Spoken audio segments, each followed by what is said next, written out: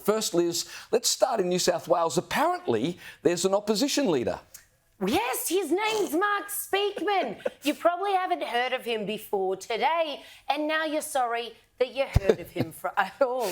Now, we're all used to hearing arguments for a big Australia. It's usually from the left, particularly Labor, pushing up those immigration numbers while we all wonder where they're going to go. Well, today it was Speakman's turn. Opposition leader in New South Wales tried this argument on for us. Get this. We've got to keep up mass immigration, otherwise Australia will be besieged by a hostile foreign power or powers. He literally said, we won't be able to keep occupying the island. He seems to think that if there's little of us here, someone will just be like, oh, it's easy to take, and do so. Here he was this morning saying this very thing. I don't think Australia credibly can maintain occupation, can securely maintain occupation of a continent without some population growth. He very quickly wound it back come afternoon when plenty of people, economists, and particularly entrepreneur Dick Smith took him on. Here's Dick Smith on radio saying, I know what this is all about. To grow the population, all that will happen is the wealthier will get wealthier, but typical Australian working families won't be able to afford a house at all, and they won't be able to afford lots of other things. Gotta love that Australian. So here's Speakman on 2GB this afternoon, toning it down, walking it back, smoothing it over. I had a free-flowing conversation with James O'Doherty, and probably in hindsight, some of my comments were a bit too colourful. In the long term, it's in Australia's best interests, economically and strategically, to have continued sustained but sustainable population growth. Maybe your comments were a bit too colourful. You're basically saying keep up the immigration numbers, in fact, increase them, or you guys are going to get carpet bombed. I mean, how do you like this? This was laughable. I thought it was absolutely hilarious. But it reminded me of the stories that we've been talking about the UK with people just crossing the channel, letting themselves in. UK taxpayers are forking out over £6 million a day to put them up in hotels. US is doing similar with almost 2 million every single year crossing the southern border, just letting themselves into the country. Taxpayers like, here you go, thanks very much.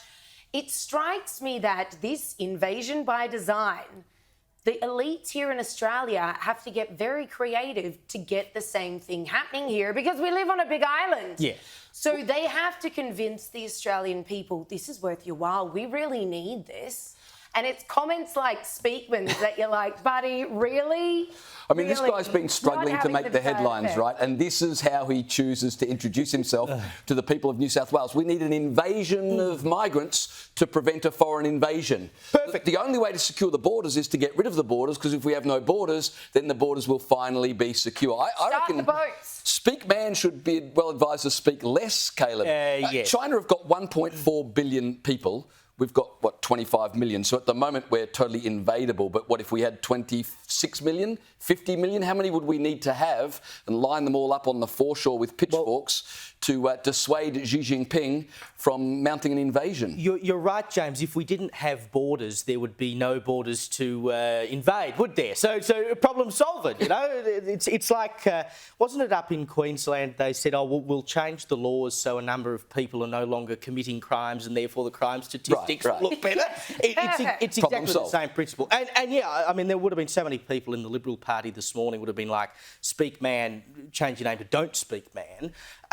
It's just obscene to think that it would even be an argument that Australia could be open to invasion if we don't increase our population by virtue of migration. Like, is that what, China or whoever else is looking around and they're going, OK, before we invade today, what's the population? Just checking. Like, unless we've got thousands more people who can't afford accommodation and are living in their cars, we're going to be invaded. Like, do they not realise we have allies in the US and the UK that if we ever had to go to war would come and help us anyway? We don't need them all living in the country in order to help us to fight a war if there were one.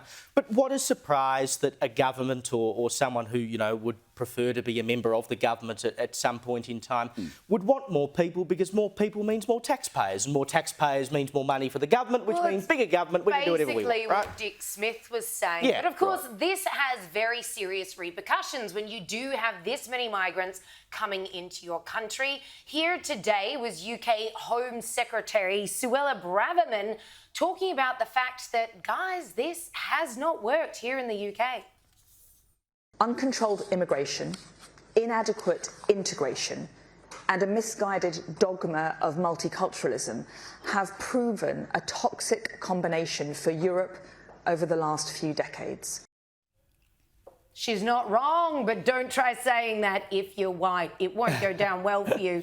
And I think one of the conversations people need to have is this difference between a multicultural society, because if you bang on about that in a negative sense, people are like, oh, you're racist. Yeah. We're not talking about multi-ethnic societies. They can work perfectly well.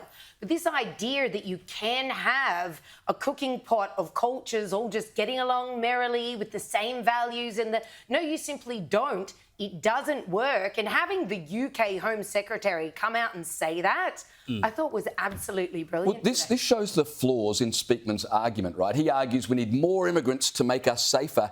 You could mount the argument that more immigrants piled on top of failing infrastructure with failed multiculturalism only causes social discohesion, if that's a word, you know what I mean, and makes us less secure as a nation. Yeah. That the invasion we should be worried about is the invasion of lefties into the LNP trying to take over their policy. That's the invasion we should be worried about. Invasion everywhere. And it comes down to a numbers game. As we know, Philip Lowe, the former Reserve Bank governor, said last month migration has increased 2.5%, and at the same time our housing stock has increased by 1.5%. It's not hard to see how these things end up.